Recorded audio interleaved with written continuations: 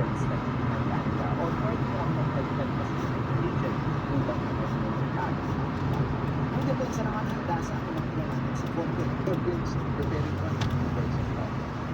So you just need to shift your attention now to Article 1 of the First Part of the Declaration of the State of Inis na puna si Senator Judge Lauren Miranda sa investigasyon sa reklamong grave threats. Para kung nakulangan ako, it seemed to me, at least at this point, that snapshots were taken focusing on the October 18 and the utterances, but there seemed to be events leading to it that may have not been included.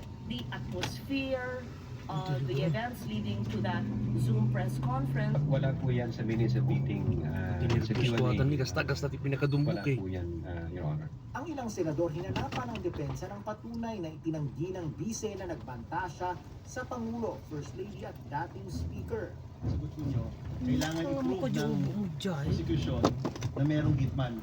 And you're not denying that the Vice President spoke to a hitman. No, we are denying that, Your Honor. It's just that was our presentation in our. So at no particular point in time has she issued